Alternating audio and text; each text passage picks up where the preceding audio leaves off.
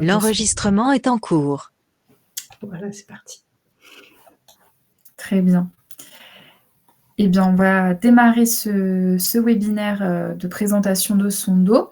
Donc merci à tous de prendre le temps de participer à cette présentation. Donc ce soir, on va vous présenter la ressource Sondo, donc la bibliothèque numérique Sondo, qui existe pour les primaires, les collèges et les lycées. Et je pense qu'on a peut-être des personnes qui sont concernées par les trois niveaux ce soir. L'idée, c'est de passer un petit peu en revue les spécificités de la plateforme, les fonctionnalités qui sont un petit peu nouvelles de cette année. Donc, pour les personnes qui utilisaient déjà les années précédentes, il y aura peut-être des nouveautés justement à ce niveau-là. Et puis, on va aussi vous parler un petit peu du défi lecture, qui est une fonctionnalité et aussi une animation qu'on propose tout au long de l'année. Donc on en profitera pour vous présenter ça ce soir. S'il y a des questions au fur et à mesure, vous avez le chat qui est proposé. Par défaut, on va avoir tendance à couper les micros pendant la présentation, parce que comme on a un petit peu de monde, ça a tendance à faire des échos. Mais voilà, en fin de présentation, on prendra un petit temps aussi pour les différentes questions. Et donc, juste pour me présenter, donc je suis Estelle Daïra, je travaille pour l'entreprise Mobidis qui édite la ressource Sondo.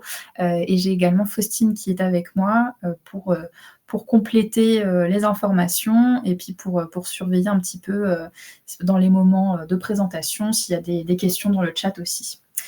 Et je vois une petite question relative à la durée de l'intervention. Je pense qu'on peut compter à peu près 45 minutes, voilà, environ. Donc normalement, on aura fini un petit peu avant 18h. Et puis il y aura les petits temps de questions à la fin. Voilà. Faustine, est-ce que tu voulais ajouter quelque chose ? Non, rien de spécial. Comme je disais tout à l'heure, moi, je peux répondre à des premières questions juste dans le chat, et puis après, j'interviendrai s'il y en a qui peuvent être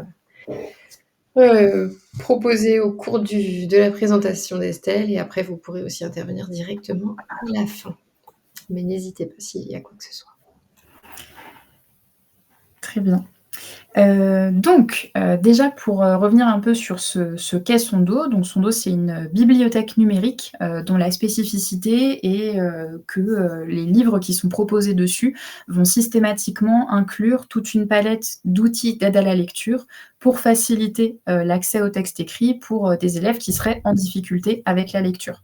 Donc là, on parle de tous les élèves, enfin on cherche à s'adresser à tous les élèves vraiment dans une démarche d'inclusion, mais on s'est particulièrement intéressé pour le développement du format à la question de la dyslexie, donc qui est un petit peu la difficulté de lecture par excellence. Et donc en proposant des outils pour abaisser les freins qu'un enfant 10 peut rencontrer face à un texte écrit, on se rend compte qu'on va pouvoir abaisser les freins pour d'autres typologies d'élèves qui ont d'autres types de difficultés éventuelles avec la lecture, soit parce que c'est un trouble de l'apprentissage différent, soit parce que ce sont des personnes dont le français n'est pas la langue maternelle et qui vont se trouver en difficulté avec la lecture, ou des élèves qui seraient un petit peu fâchés avec la lecture pour d'autres raisons et qui donc ont un petit peu de difficulté à mettre le pied à l'étrier à ce niveau-là, parce que ça demande une petite gymnastique. Donc on va essayer de les aider à ce niveau-là.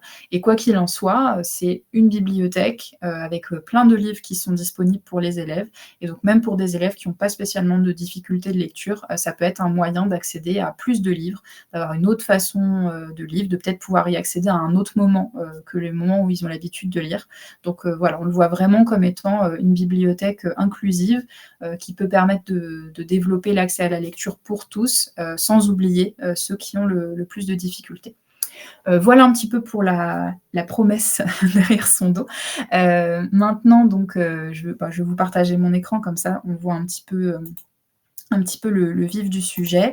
Je vais me mettre dans la collection collège pour l'instant, parce que comme on a des personnes, je crois, surtout du collège et du lycée, donc ça fera un peu passerelle entre les deux. Catalogue pour le primaire, un catalogue pour le collège, un catalogue pour le lycée, et bien sûr il y a des petites porosités dans les catalogues en fonction des niveaux, puisque il y a le cycle 3 entre la primaire et le collège, et puis après il y a des passerelles aussi collège-lycée. Ça me permet de montrer un petit peu le catalogue puisque donc, je vous ai parlé de l'aspect, des adaptations qu'on propose dans les outils, mais l'une des choses qui est importante avec, Sondo aussi, c'est les livres qui sont proposés dessus, puisque on n'a pas été chercher ces livres-là, au hasard. On se fie aux axes du programme, aux recommandations de l'éducation nationale et aux suggestions, que nous font les enseignants, pour, enrichir la bibliothèque, de façon pertinente. Donc voilà, vous avez déjà un premier aperçu un petit peu de livres qui sont proposés. Ce sont bien des livres qui existent chez les éditeurs par ailleurs. On ne va pas créer des contenus spécifiques pour les élèves. Ce qu'on veut, c'est qu'ils puissent accéder aux mêmes livres que les autres et aux lectures qui leur sont demandées dans le cadre scolaire. Donc voilà, on s'inscrit dans la chaîne du livre, donc les titres qui sont proposés ont été négociés, enfin on a négocié les droits avec les éditeurs pour pouvoir les proposer sur la plateforme et on reverse des droits aux éditeurs et aux auteurs suite à l'utilisation des livres. Donc ça c'est un petit peu important aussi pour cet aspect chaîne du livre. Et on respecte bien sûr l'intégrité de l'œuvre, donc le titre, on récupère l'intégralité du texte. On respecte la pagination par rapport à la version de la même édition du livre dans la version papier. Donc si du moment qu'on est dans la même édition, s'il y a un exercice à faire, s'il y a une consigne qui est relative à un passage spécifique du livre, la page, ce sera la même dans la version papier que dans la version sur son dos, ce qui peut faciliter les choses pour la passerelle papier numérique, s'il y a des devoirs à faire en lien avec les livres. Donc voilà, ça c'est important. Au niveau de l'accès à la plateforme, donc Sondo, c'est une plateforme qui est accessible sur navigateur, sur ordinateur en ligne. On a également une application mobile qui existe, qui peut être téléchargée sur tablette et sur smartphone. Et l'application, ce qu'elle a en plus par rapport à la version navigateur, c'est qu'elle permet de télécharger les livres pour les consulter ensuite hors connexion internet. Donc ça peut faciliter les lectures un peu plus nomades, et donc le fait de pouvoir accéder aux livres même quand on n'a plus forcément d'accès à internet. Au niveau de la connexion à la ressource, là, ça va dépendre en fonction des établissements et ce soir, on a des personnes donc qui vont avoir différents cas de connexion. Pour la plupart des établissements publics, la connexion, elle va s'effectuer via les ENT, via les espaces numériques de travail, au niveau des ressources du médiacentre et du GAR. Donc on pourra revenir dessus si besoin, mais en tout cas, voilà, il y a ce mode de connexion qui est assez généralisé pour les établissements publics. Donc il faut aller dans le médiacentre sur l'ENT et parmi les ressources, on trouvera Sondo. En cliquant sur Sondo, on est redirigé vers la ressource. Donc ça, c'est pour une partie des établissements. Et après, je sais qu'on a quelques établissements qui vont être concernés soit par le fait d'avoir des identifiants spécifiques à Sondo, auquel cas la connexion, elle se fait sur app.sondo.fr avec l'identifiant et le mot de passe qui a été communiqué. Et on a également des établissements qui utilisent une connexion type Google ou Office. Il me semble que c'est le cas pour le lycée français de Rome avec une connexion Google.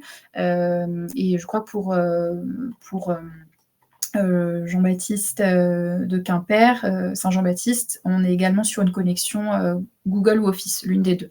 Et donc ça, c'est le même principe, mais sur la page de connexion, je me remets en situation.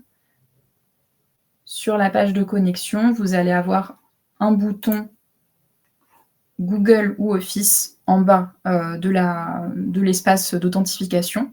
Et donc, vous sélectionnez celui qui correspond à ce qui est utilisé dans l'établissement et vous pouvez vous connecter comme à votre mail de l'établissement. Et ça vous redirige vers la plateforme. Donc ça, pour les personnes du lycée de Châteaubriand, c'est le mode de connexion que vous allez avoir.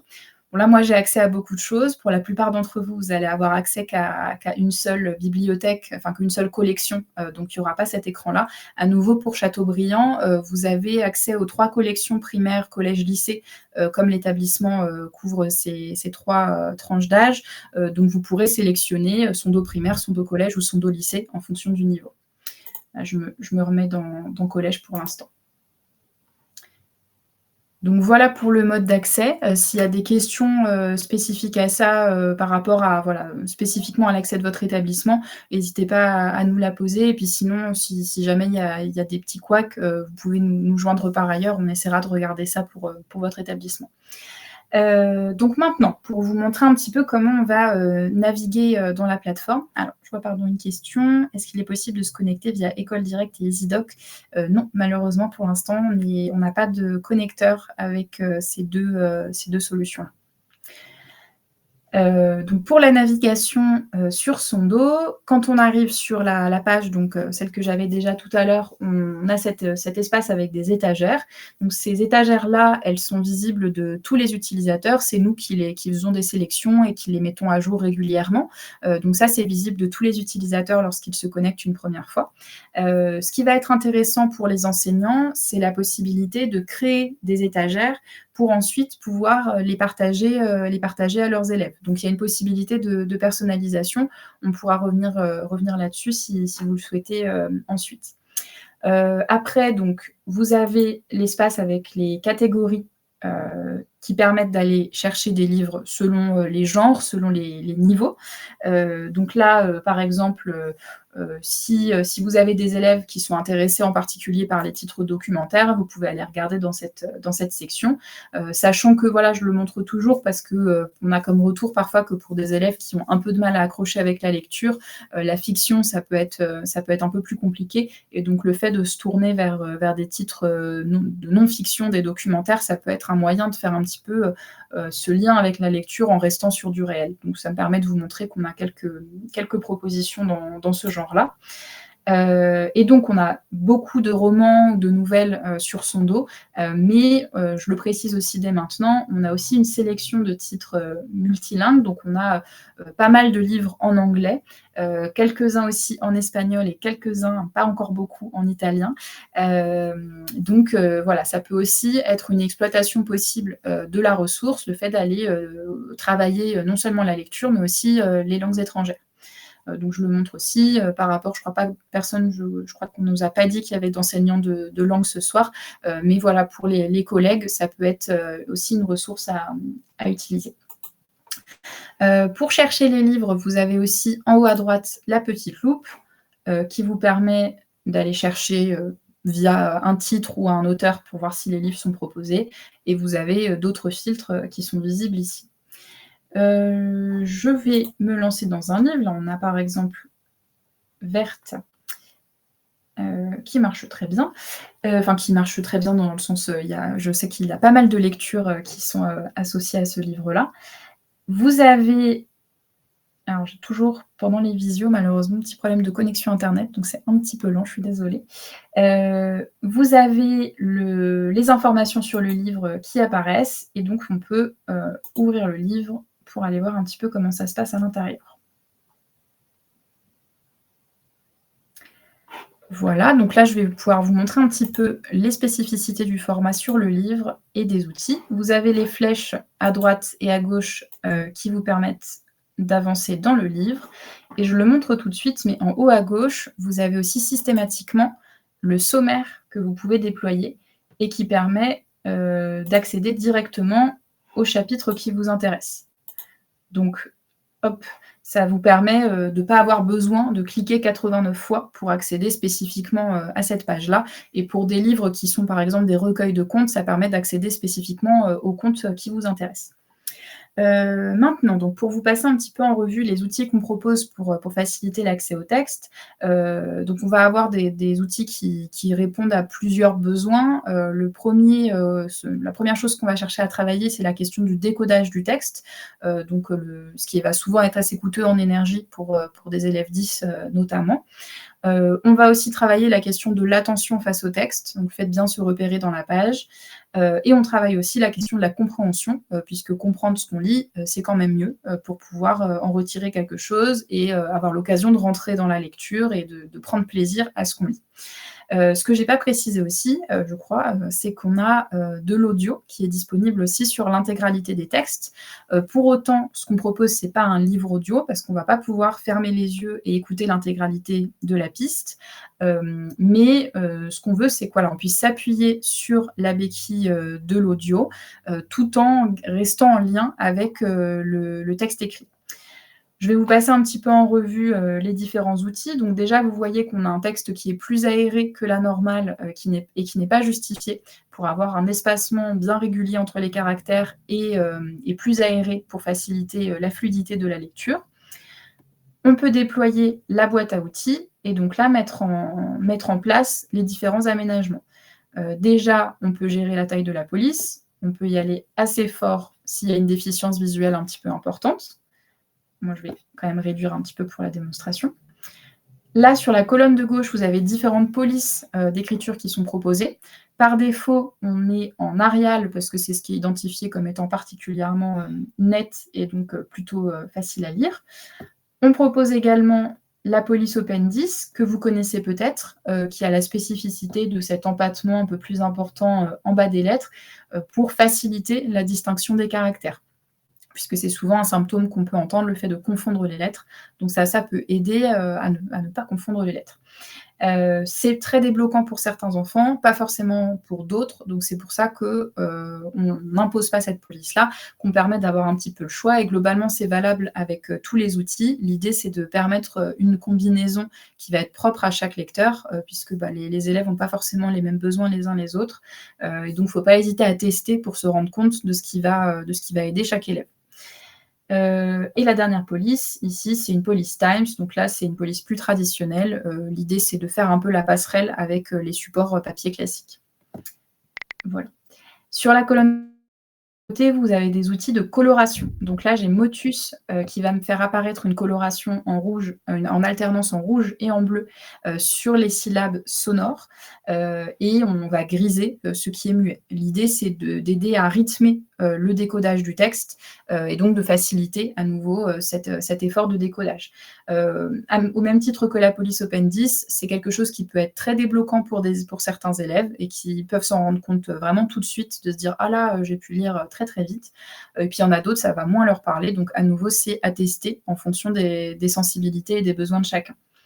En dessous, pour les titres, cette fois plutôt niveau cycle 3 et moins. Donc pour le primaire, ça sera présent sur quasiment tous les titres. Pour le collège, pour une partie, pour le lycée, un peu moins. Vous avez l'outil de coloration son. Donc c'est le même principe où on a le texte qui est coloré, mais cette fois-ci, on alterne sur les sons et non pas sur les syllabes. Donc voilà, ça c'est quelque chose qui est identifié un peu plus par rapport aux méthodes d'apprentissage de la lecture. C'est pour ça qu'on le propose pour les titres pour les plus jeunes. Voilà, donc on peut avoir l'un ou l'autre ou aucun des deux. Sur la colonne suivante, on a des outils plutôt de repérage visuel. Donc là, par exemple, j'ai une ligne sur deux qui est mise en avant, donc j'alterne avec des lignes en gris. L'idée, c'est d'accompagner le parcours de l'œil, éviter de lire plusieurs fois la même ligne ou d'en sauter plusieurs. C'est une adaptation qui est assez simple, mais qui peut s'avérer très efficace pour ceux qui ont tendance à se perdre un petit peu dans la page. Là, je vous avais montré donc la boîte complètement déployée, mais en bas, vous voyez, il y a d'autres boutons qui peuvent permettre d'avoir un peu des raccourcis. Là, j'ai le raccourci pour la taille de la police. Ici, j'ai le raccourci de l'audio, je reviens dessus dans un instant. Et là, j'ai mon raccourci pour les colonnes que je vous présentais, puisque finalement, dans une même colonne, on va être exclusif, c'est-à-dire que je ne peux pas avoir à la fois un mode de coloration et un autre, donc c'est l'un ou l'autre ou aucun. Et même principe pour ma colonne des adaptations visuelles. Là, j'ai une ligne sur deux. Et je peux avoir aussi ce mode, cette fois-ci, donc on voit qu'il y a des morceaux de phrases qui sont mis en avant. Donc ça, c'est un gros morceau de la façon qu'on a de travailler les textes. En fait, on va aller découper les phrases en morceaux de phrases qui veulent dire quelque chose, donc en unités de sens. On peut aussi appeler ça des raises.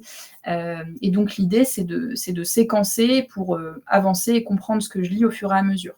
Là, par exemple, j'ai une phrase qui est un petit peu longue. En un sens, tant mieux. Elle avait une allure folle, elle disait des gros mots, et elle m'emmenait au cinéma pour un oui ou pour un non. Et donc comme ça, j'avance morceau par morceau, pour bien comprendre, chaque morceau et donc comprendre la phrase au fur et à mesure, plutôt que d'avoir un peu le phénomène, surtout pour des élèves un petit peu en difficulté, d'essayer de lire la phrase, d'un coup, sans retenant sa respiration et à la fin de la phrase, on ne sait pas bien ce qui s'est passé. Donc là, on essaye de guider le fait de bien comprendre ce qui se passe. Cet outil de découpage en unités, on essaye de l'utiliser un petit peu en trame de fond pour d'autres, outils. Par exemple, là, l'autre outil, pour la mise en page de la page, c'est la fenêtre de lecture. Donc on vient griser le texte, mais au clic ou, avec le doigt, si on est sur un appareil tactile, on va pouvoir mettre en avant uniquement l'unité de sens qu'on est en train de lire au moment où on est en train de la lire. Donc ça, c'est un outil, cette fenêtre de lecture qui est particulièrement, indiquée pour des élèves qui ont tendance à se disperser, visuellement, qui ont peut-être des troubles de l'attention. Donc on va les aider un petit peu à se focaliser sur ce qu'ils doivent lire et à bien rester motivés aussi dans leur lecture, puisqu'il faut qu'ils suivent le texte au fur et à mesure. Donc ils restent en contact avec le texte. Mais on conserve la logique de sens, puisque ce serait dommage d'avoir la fenêtre, mais de couper à un moment de la phrase ou un endroit qui correspond à rien. Donc on a toujours cette logique-là. Et là, je pourrais très bien en soi me dire que moi, en Arial, avec la coloration et avec la fenêtre de lecture, je suis bien. Je baisse la boîte à outils et je peux continuer ma lecture comme ça. Voilà, donc ça pourrait être une modalité. Je vais vous montrer l'audio. Donc, l'audio, vous avez le raccourci qui est ici. Ce que je vous disais tout à l'heure, donc l'audio, on ne va pas pouvoir l'écouter d'un coup toute la piste. Ce qu'on veut, c'est de rester en lien avec ce qui est écrit. Donc, on va avoir une espèce de mode un peu karaoké. Et ce qui est en train d'être lu par le narrateur sera mis en avant sur la page en même temps pour faire le lien entre ce que je vois et ce que j'entends. Donc ça, c'est une première chose. Et l'autre chose qu'on fait pour forcer un petit peu les élèves à rester actifs dans leur lecture, c'est que ça ne va pas défiler la page à la place de l'élève et à la fin de la page, l'audio s'arrête et il faut faire la démarche de tourner la page pour éventuellement relancer l'audio. Donc on reste vraiment en lien avec le fait de tourner les pages et de suivre le texte et on reste actif, on ne peut pas être complètement passif dans la lecture. Je vous lance pour illustrer comment ça se passe. 1. Elle aurait pu faire l'effort de m'appeler Violette. Mais non, il a fallu qu'elle choisisse Verte. Quelquefois. J'espère que vous avez bien eu l'audio. Si vous ne l'avez pas eu, dites-le moi s'il vous plaît. Avec le partage d'écran, parfois l'audio ne se partage pas. On a tout entendu. Parfait, super, merci. Je préfère le préciser parce que j'ai fait des présentations avec un malentendu du fait que moi je pensais qu'il y avait l'audio et pas du tout. Donc vous avez l'audio voilà, qui s'est lancé. C'est bien une voix humaine. On travaille avec des narrateurs qui enregistrent les textes avec nous, donc c'est pas de la synthèse vocale. Il est aussi possible pour les élèves de gérer la vitesse. Donc si on trouve que la narratrice va un peu trop lentement, on va vers le guépard. J'ai envie de l'attaquer en justice. Ou Mais au contraire, quelquefois, on peut je aller vers l'aime. l'escargot. Et j'ai envie de lui offrir des vacances de rêve à Honolulu. Voilà, et là, ça va s'arrêter. Et il faut que je continue à faire défiler. Rien n'est plus fatigant qu'une mère. Je peux rattraper au clic, pour un oui, pour un non. là où j'en suis dans le texte. Mais sa qualité de sorcière présentait aussi quelques désavantages. Voilà, donc là, ça s'arrête. Et comme je vous disais, il faudrait que je passe à la page suivante pour relancer l'audio. Ça ne va pas le faire à ma place. Donc ça, c'est l'audio qui va quand même défiler sur la tranche de page qui est visible. Ce que vous avez aussi pour l'audio, c'est qu'en fait, à tout moment, on peut cliquer sur le texte. Elle ne ressemblait pas. Et écouter uniquement ce morceau-là. Ça, c'est ce qu'on appelle tout simplement le soutien audio ponctuel. L'idée, c'est de faciliter le fait que si l'élève a un doute dans sa lecture, qu'il puisse écouter une fois, deux fois, être un peu débloqué et pouvoir poursuivre sa lecture tranquillement. Donc ça peut être parce qu'il y a un mot un peu complexe, parfois c'est des noms propres. Ce matin, je faisais une présentation avec un titre qui se passe en Suède, donc les noms propres étaient un peu inhabituels par rapport à quelqu'un qui connaît le français, donc ça peut être quelque chose pour valider, comment se prononce cette chose-là. On a aussi des élèves qui sont contents de suivre le texte à leur rythme, parce qu'en plus ça marche en tactile, en suivant morceau par morceau. Si toutefois, à un moment, l'élève il a tendance à toucher un petit peu partout son texte et qu'il ne veut pas que l'audio se lance, on peut le désactiver là-haut. Et à ce moment-là, si j'avance dans le texte, l'audio ne se lance pas. En revanche, ça peut être une façon de suivre où est-ce que j'en suis dans ma page. Ce que je ne vous ai pas montré encore, je ne vous ai pas montré la petite règle de lecture. Donc ici, qui peut se superposer finalement à tous les autres outils. Donc je peux la saisir avec ma souris pour suivre le texte. Oh là là, elle n'agit pas normalement. Bon, elle est censée suivre ma souris. Je le redirai à mes collègues. Je vous invite à tester de votre côté sur un autre livre, mais vous pouvez donc saisir la règle pour suivre le texte. Voilà. Et on a aussi le mode nuit ici. Donc là, c'est quelque chose d'assez classique qu'on a l'habitude d'avoir maintenant. Ici, j'avais de la coloration. Donc si je désactive la coloration, j'ai bien du clair sur du foncé. Ça peut être plus confortable visuellement pour certains. Ça dépend quand même de l'environnement lumineux dans lequel on se trouve. S'il y a beaucoup de lumière, ça peut avoir tendance à rajouter des reflets. Et au contraire, avec une lumière un peu plus tamisée, c'est d'autant plus confortable. Et je précise quand même qu'on fait attention, même lorsque le fond du texte est clair, en fait, il n'est pas blanc, il est légèrement crème pour que ce ne soit pas trop agressif visuellement. Et le côté du livre, c'est un petit peu grisé aussi, donc on fait attention à ne pas avoir un blanc trop éclatant pour que ce ne soit pas désagréable visuellement. Et le dernier outil que je garde toujours pour la fin, ici le petit ABC avec un i, c'est un outil qu'on appelle de décomplexification. On va aller identifier dans le texte des mots ou des expressions qui sont susceptibles de poser problème à la compréhension, soit parce que c'est un niveau de vocabulaire qui est un petit peu élevé, soit parce que ça revêt une certaine ambiguïté dans le contexte de l'histoire. Donc là, par exemple, j'ai une expression qui est soulignée pour un oui ou pour un non. Je peux cliquer dessus. Pour un oui ou pour un non, sans aucune raison.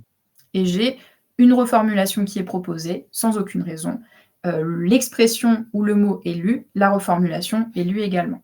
Je vais voir si j'ai d'autres exemples. À Honolulu, on va peut-être préciser. À Honolulu, sur une île tropicale. Voilà, on va expliciter à quoi on se réfère. Et parfait, l'autre pendant à cette fonctionnalité, donc en jaune, c'est plutôt des sujets de lexique. Et en rouge, on va traiter aussi des inférences dans le texte, tout ce qui est pronom ambigu. Elle aurait pu faire l'effort. Elle, de qui est-ce qu'on est en train de parler? Je clique et j'ai Ursule qui va être précisée, donc le personnage d'Ursule, qui je crois est la mère de Verte. Donc on va préciser de qui il s'agit. Cette fois-ci, on n'a pas l'audio, parce que c'est pas tant que elle, en tant que mot, pose problème dans la compréhension et dans l'association avec le son du mot, mais on va préciser un peu une petite anti-sèche pour être sûr que l'élève, à ce moment-là, comprenne bien de qui ou de quoi on est en train de parler. L'objectif avec cet outil, et finalement un peu avec tous, c'est vraiment d'éliminer un maximum d'obstacles qui sont rencontrés face à la lecture, tous ces petits endroits où on a tendance à trébucher et qui font que soit l'enfant ne va pas au bout de sa lecture, soit il arrive au bout, mais il n'a pas compris, il n'a pas aimé et il n'a pas envie de retourner lire après.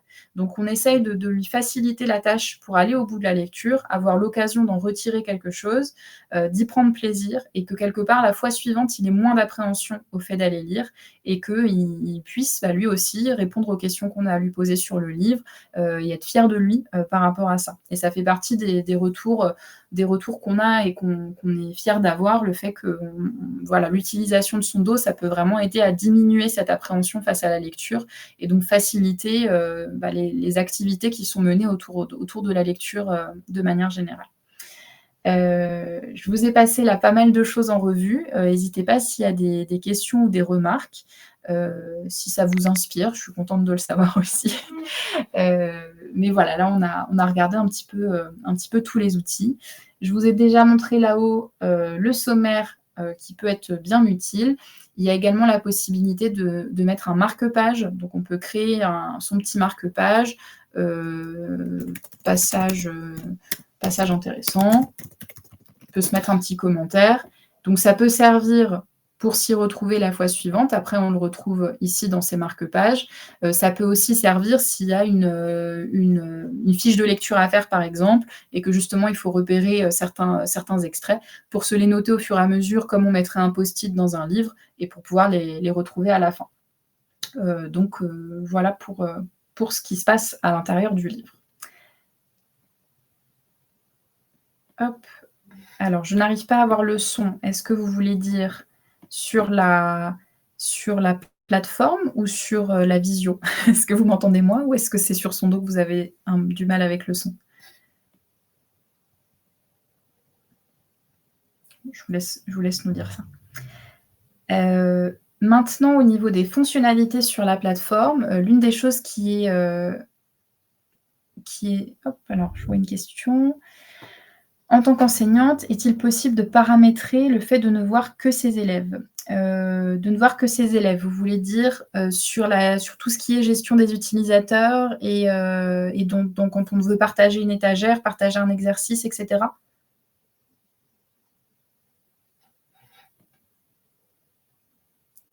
Je pense que c'est peut-être de ça qu'il s'agit, puisqu'en effet donc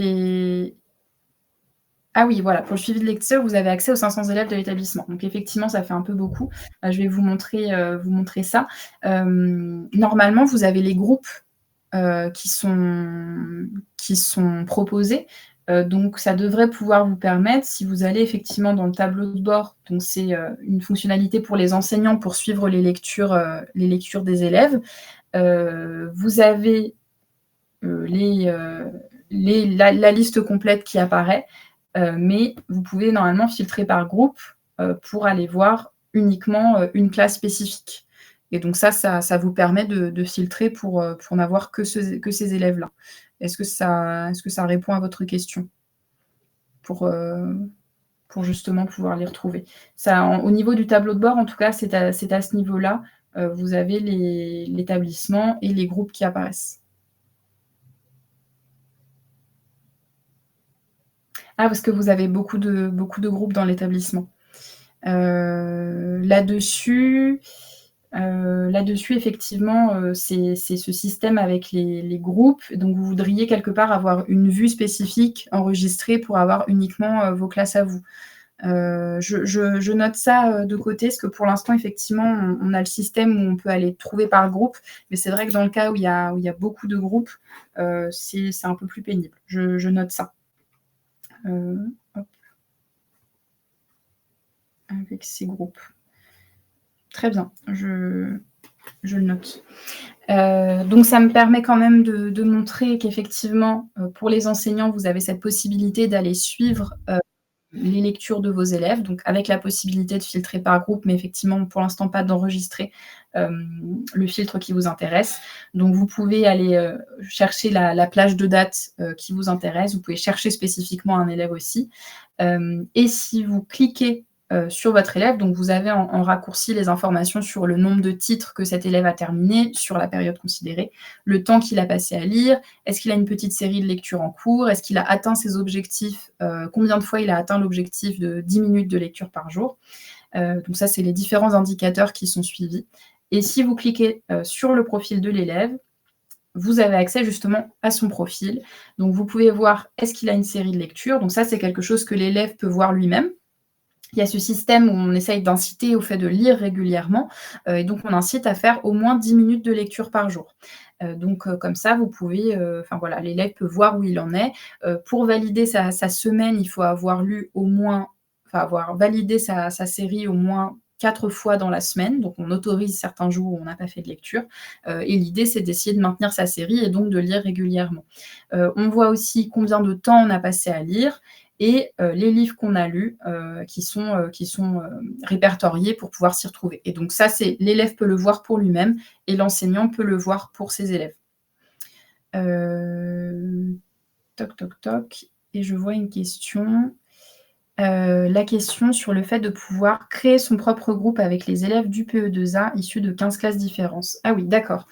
Puisqu'effectivement, vous utilisez, je pense, via le GAR, tac, tac, tac.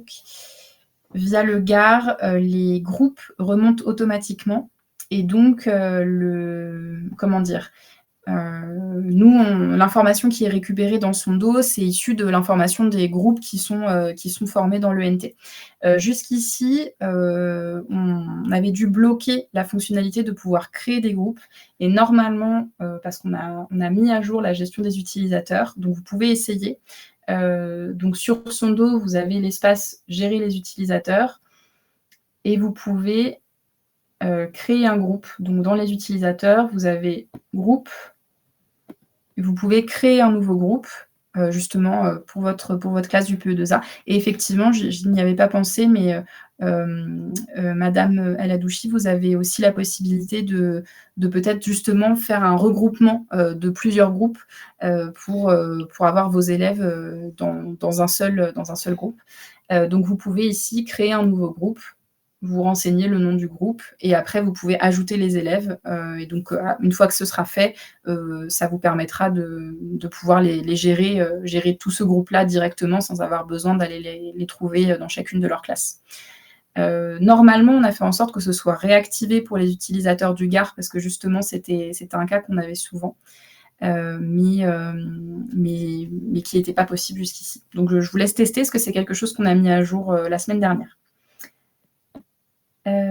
Et donc une question, est-ce qu'on peut supprimer des élèves de son interface? Vous voulez dire de votre suivi?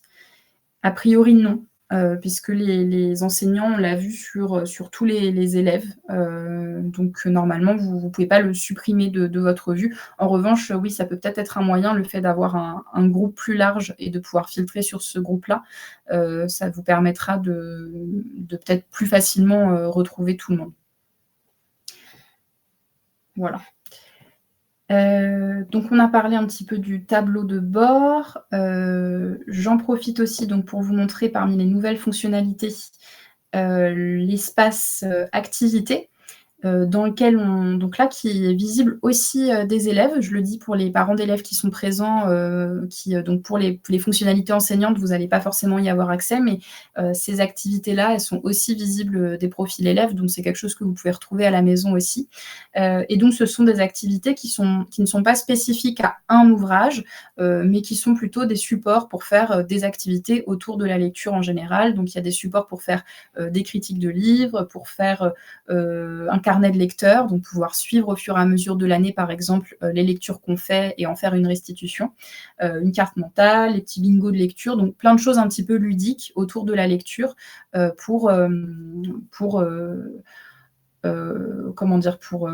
donner un petit peu de contexte aussi autour de ça. Et vous y retrouvez notamment les jeux de pistes, qui sont des activités qu'on a proposées pour permettre la découverte de son dos lors d'une première session. Donc ça peut se faire lors d'une session en groupe, mais ça peut aussi se faire en autonomie. Et donc ça guide une première manipulation. Donc voilà, pour les enseignants ou éventuellement les parents, ça peut être quelque chose à récupérer pour faire un petit peu une découverte. Et on a aussi des activités, un regroupement qu'on a fait club de lecture. Donc on a appelé ça club de lecture, mais ça peut s'utiliser aussi hors d'un cadre de club de lecture. Et là, c'est des activités où on va un peu chercher à se mettre à la place du personnage, à imaginer son avenir, imaginer ce qu'il aurait fait dans telle ou telle situation, donc pour essayer de s'approprier aussi un petit peu la lecture. Je vois des questions par rapport à ça. Est-ce qu'il est possible d'intégrer... Non, il n'y a pas de possibilité d'intégration directement de la part des enseignants sur la plateforme. Après, si vous avez des choses à nous suggérer, on peut éventuellement les partager ensuite. N'hésitez pas à nous proposer ou voir peut-être si on pouvait proposer une activité de ce type. Mais pour l'instant, il n'y a pas de possibilité pour les enseignants de les intégrer directement. Et je vois une autre question. Ça apparaît en tant qu'inconnu.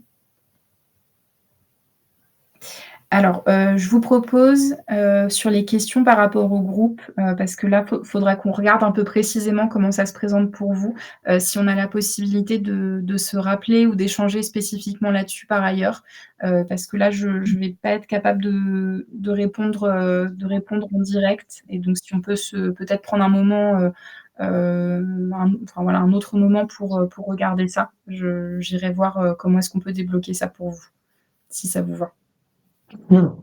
Et Estelle, j'ai une question qui est relative à l'intégration des AESH, parce que dans notre ENT, Pronote, les collègues de travail AESH qui accompagnent les élèves n'ont pas accès, malheureusement. Est-ce que c'est interne à notre système ou, Alors, Souvent oui, parce qu'effectivement la question de l'accès pour les AESH, nous a été posée quelques fois. En général, il y a une question de statut, sur l'ENT ou sur Pronote, dans le fait qu'ils aient accès, eux, aux ressources qui sont disponibles, sur cette, interface-là. Donc soit, c'est quelque chose à voir, au niveau de la personne dans votre établissement qui administre l'ENT ou Pronote, pour que les AESH aient le bon statut qui leur permet de voir les ressources. Donc soit c'est quelque chose à voir comme ça et quand c'est pas possible, nous on peut créer, dans ce cas-là des accès hors ENT ou Pronote spécifiquement pour ces utilisateurs, pour qu'ils puissent en bénéficier quand même. Donc pareil là-dessus, c'est voilà, soit avoir, la piste de débloquer ça, dans l'administration de l'espace de travail, soit sinon vous pouvez faire appel à moi pour qu'on crée quelques comptes, spécifiques pour les AESH de l'établissement. D'accord, je vous remercie, oui, parce que ce serait un paramétrage par le biais de Pronote, parce que nous avons accès à Sondo directement par le biais de Pronote. C'est très simple, ça simplifie notre vie.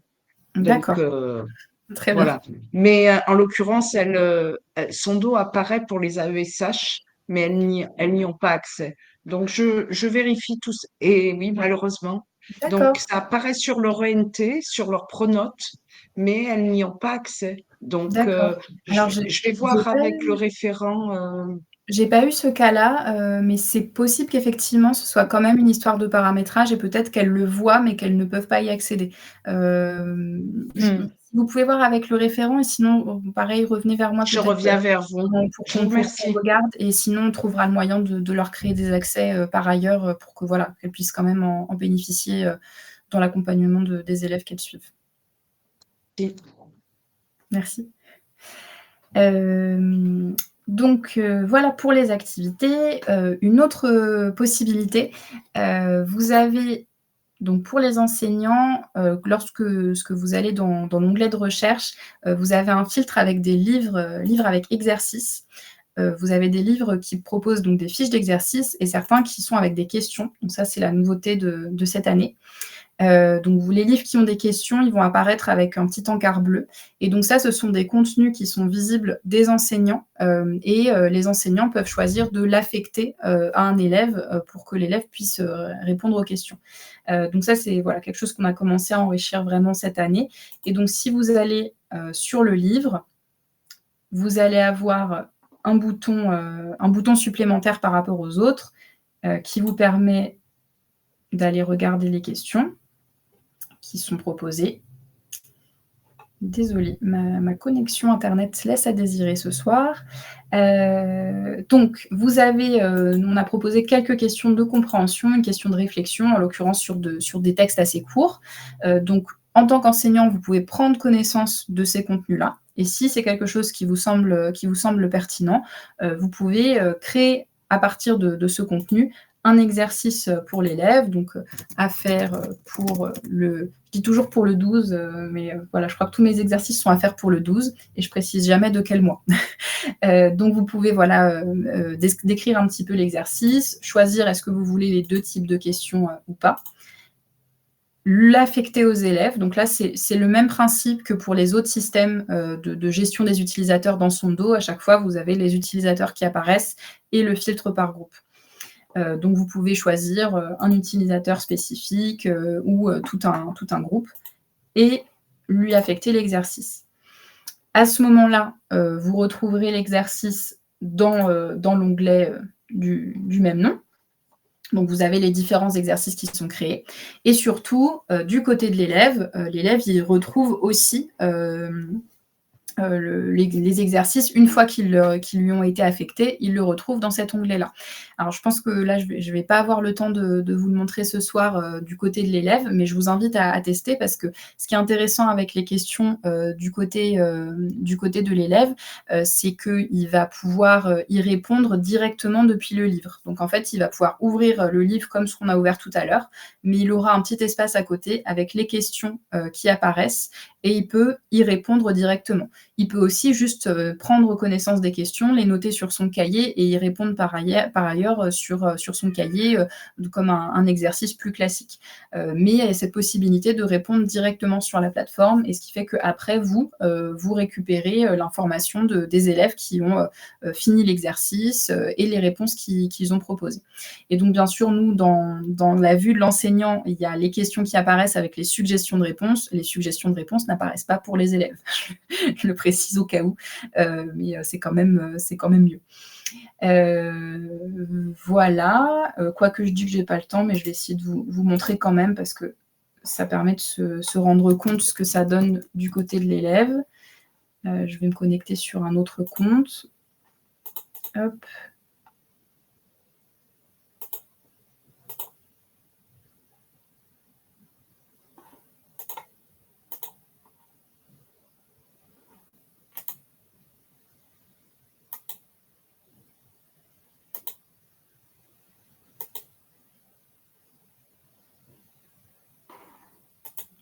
Alors, je l'avais déjà. Là, c'était un exercice. Donc, je suis sur un compte élève cette fois-ci, donc c'est à peu près la même interface. Dans mes exercices, je vois ce qui m'a été partagé. Donc, il y en a certains où ce qui m'est partagé, ce sont des fiches. Donc là, c'est des fichiers qui me sont partagés. Donc, il n'y a pas d'interaction où je dois répondre, mais ça permet de récupérer le fichier d'exercice. Et il y a celui-ci, donc en l'occurrence, j'y avais déjà répondu, mais ça me permet de voir donc comment ça se présente. Donc l'élève peut voir les questions qui sont proposées. Et le livre, là, j'y avais déjà répondu, ça n'apparaît plus. Mince. Juste Estelle, on t'a Je ne perdu suis un pas connectée. peu. Ouais. Comment ? On t'a perdu un petit peu au cours des 20 dernières secondes. Ah, zut. Mais ça m'a ouvert dans un autre onglet. Mais ce que je disais, c'est que j'étais pas sur le bon compte élève, donc j'ai raté mon effet parce que les questions étaient déjà répondues. Mais bon, en tout cas, faudra tester, de voir un petit peu du côté élève le fait qu'ils peuvent répondre. Et donc, une fois que l'élève a soumis sa réponse, il peut plus la modifier. Donc, il peut l'enregistrer pour y revenir, mais après, s'il la soumet, il ne peut plus la modifier. Par contre, il peut retrouver les réponses qu'il avait proposées. Donc, il peut revoir là sur cet exercice, cette question, il avait répondu une photo. Pour l'objet, il avait dit qu'il ne savait pas. Et pourquoi est-ce que le Gédéon avait peur de dire non à ses amis? Parce que j'avais peur qu'il se mette en colère. Donc, il peut retrouver aussi l'exercice et les réponses qu'il avait proposées. Donc, je vous invite à prendre un peu connaissance, pour les profils enseignants, prendre connaissance des contenus qui sont proposés. Pour nous, c'est un petit peu nouveau d'enrichir avec les questions. Donc, si vous avez des retours sur la nature des contenus, les titres, etc., on sera preneur. Et puis, n'hésitez pas à tester justement de partager des choses aux élèves. Et peut-être donc une dernière chose dont on voulait parler, c'était le défi lecture. Donc le défi lecture, il est accessible, la fonctionnalité est accessible en haut à gauche dans le menu, en dessous du tableau de bord. Donc vous avez le défi ici. Donc c'est une animation qu'on propose un petit peu tout au long de l'année, qui est donc ouverte à l'inscription dès maintenant. Le principe du défi lecture, c'est qu'on met en compétition les équipes sur le temps passé à lire. Donc l'objectif, c'est d'inciter au fait de passer du temps à lire tout au long de l'année. Donc on commence la comptabilisation du temps de lecture le 13 octobre, donc lundi prochain. On lance ça un petit peu avant la Toussaint pour essayer d'inciter aux lectures pendant les vacances scolaires. Et le défi va se durer jusqu'au retour des vacances scolaires de Pâques pour toutes les zones, donc jusqu'au début du mois de mai, jusqu'au 4 ou 5 mai. Donc voilà, on fait ça un petit peu sur toute l'année scolaire. Les enseignants peuvent créer des équipes d'élèves et donc les inciter à participer et à faire leur lecture.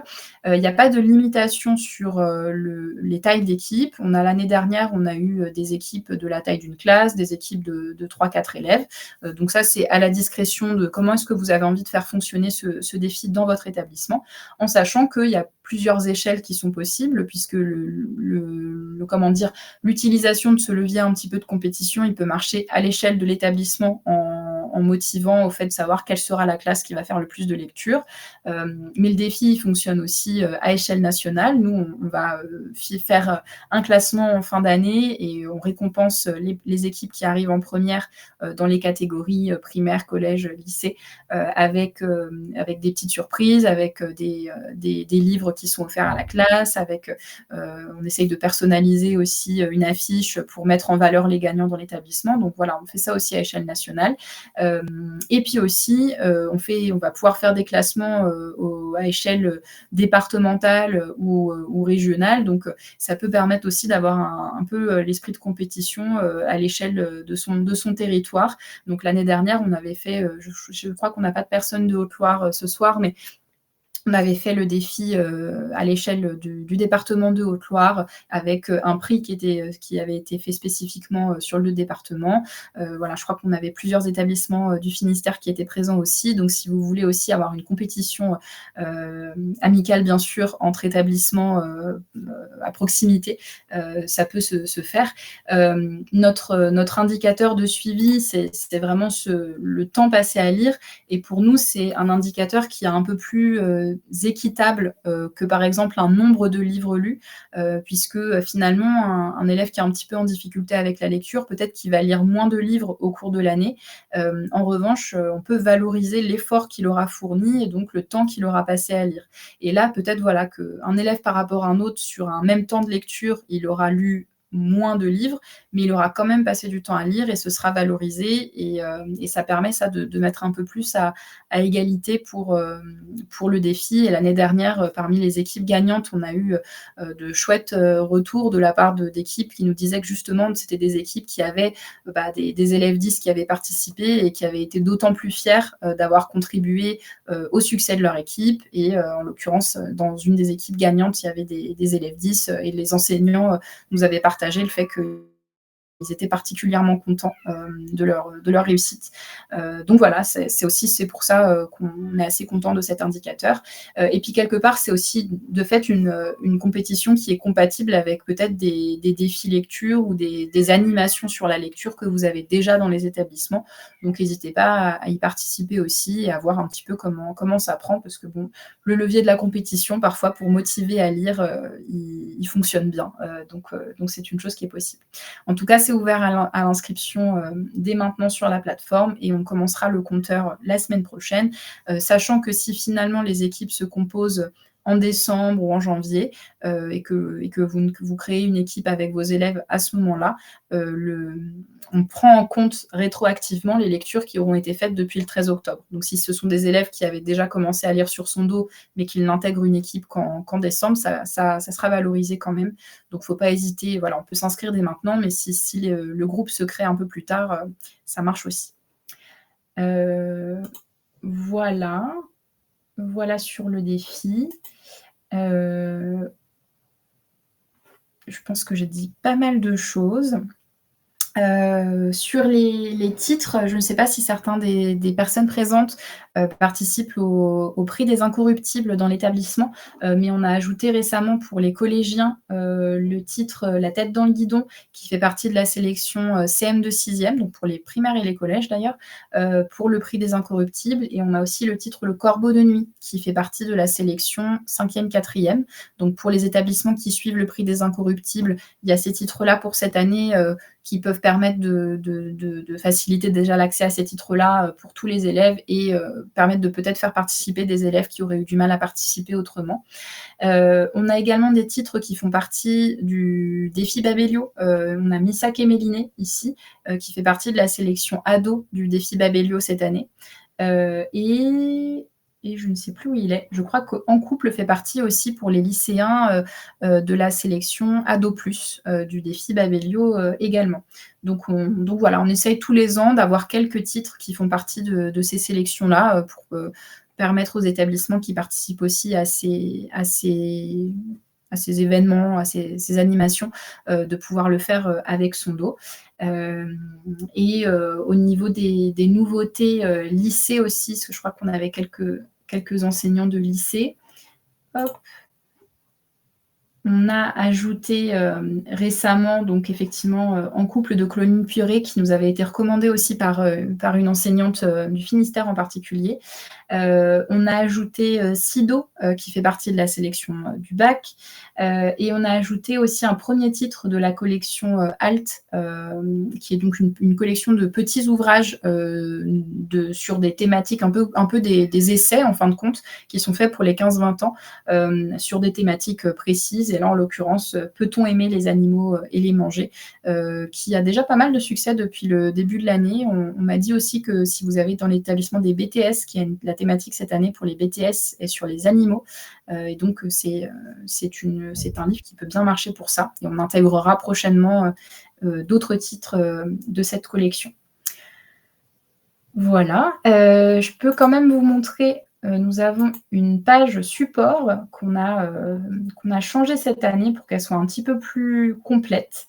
Et donc, vous avez support.sondo.fr dans laquelle vous retrouvez les différents guides sur les modes de connexion qui changent un peu d'un établissement à un autre et les tutoriels sur les différentes fonctionnalités dont on a parlé très rapidement ce soir, mais donc vous retrouverez le détail du principe sur la création, le partage d'étagères, la présentation des outils, les fiches d'exercice et les questions qui sont disponibles, tout ce qui est suivi du parcours des élèves. Donc voilà, on continuera à développer ça. S'il y a des choses qui manquent, n'hésitez pas à nous le signaler. Et puis voilà, si par ailleurs il y a des questions ou des suggestions, on est preneur de vos retours. Je vous mets le lien sur cette page support. Et je crois qu'on a un peu débordé, mais est-ce que vous avez des questions, des remarques par rapport à tout ça? Faustine, est-ce que tu veux ajouter quelque chose aussi? Alors, je réponds juste à la dame, Madame Lavallée, qui en effet, nous avons enregistré le webinaire, donc on va pouvoir vous le renvoyer logiquement demain, au pire lundi. Et sinon, non, rien à ajouter, si ce n'est qu'il n'y a pas de bruit de chat dans son dos. Ça, c'est chez toi, Estelle. Donc, je le précise, on a eu une petite vocalise au cours du webinaire. Ça ne fait pas partie de l'audio de son dos. J'espérais qu'il n'y avait que moi qui l'entendais, mais désolée. Tu as tout dit. Et non, peut-être je pense pas qu'il y ait d'école du Finistère. J'ai vu qu'il y avait plutôt des collèges, mais en tout cas dans les écoles, il devrait y avoir un défi son dos Finistère qui se profile, mais tout ça arrive bientôt. Très bien. Voilà. Et oui, parlez-en autour de vous aussi. Peut-être là, je vais sur la partie si vous êtes content et que vous avez envie d'en parler. N'hésitez pas, notamment, donc dans le cadre des TNE, il y a beaucoup de financements qui sont possibles. Donc c'est le cas dans le Finistère. Là, il y a un projet en cours sur les écoles. Donc s'il y a des collèges qui sont liés à des écoles, n'hésitez pas à leur faire part des possibilités qui existent. Enfin, surtout en ce moment, il y a beaucoup de choses. Pareil, dans l'Isère, tous les collèges avec dispositif de l'Essonne, donc dispositif Ulysse, UPE2A, etc., sont abonnés à son dos. Donc c'est pareil, faites-le savoir. Parfois, les informations ne vont pas jusqu'aux enseignants, c'est un peu dommage. Donc voilà, n'hésitez pas à en parler et à nous contacter si vous avez la moindre question. Je vous mets dans le chat mon adresse mail pour ceux qui ne l'ont pas déjà et l'adresse support, donc c'est support.sondo@mobilis.fr, qui globalement redirige aussi vers moi, mais aussi vers ma collègue Chloé. Donc, on peut comme ça répondre toutes les deux à vos différentes demandes et questions. Donc voilà, pour les différentes questions et notamment les personnes avec lesquelles on a échangé sur les sujets de gestion de groupe et aussi sur la question de l'attribution pour les AESH sur Pronote. Donc voilà, n'hésitez pas à me contacter par la suite pour qu'on puisse suivre ça. Et la remarque aussi pour les élèves qui n'arrivent pas à accéder via l'appli, à ce moment-là, il faudra pareil qu'on regarde ensemble. Il y a une procédure spécifique pour l'application. On pourra regarder si c'est pas fonctionnel comme ça devrait. Et peut-être une dernière petite chose, et après on vous laisse. On envoie une newsletter mensuelle avec les nouveautés qui sortent au catalogue, des informations. Nous, ça peut être des nouveautés aussi, des nouvelles fonctionnalités, etc. L'idée, c'est pas de vous noyer, mais vraiment de vous apporter des choses intéressantes sur son dos. Donc, n'hésitez pas à la lire. Voilà. Eh bien, écoutez, je pense qu'on va pouvoir s'arrêter là. Merci en tous pour votre attention et d'avoir pris ce temps de cette présentation ce soir.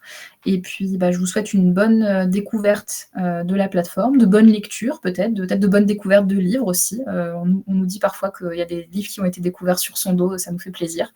Et voilà, par la suite, s'il y a des questions, des problèmes, vous pouvez nous solliciter. Et ce que je dis aussi parfois, c'est que si tout va bien, on est aussi très content de le savoir. Donc voilà, s'il y a des retours aussi, n'hésitez pas à nous en faire part. Si vous avez des élèves qui se mettent à lire, on adore ces histoires-là. Oui, quand il y a les choses qui vont très très bien, ça nous fait plaisir et en général, on essaye de venir aussi récupérer quelques retours sur l'impact de la ressource en fin d'année. Donc vous entendrez peut-être parler de nous à ce moment-là aussi. Merci beaucoup à tous. Merci, bonne soirée à tous.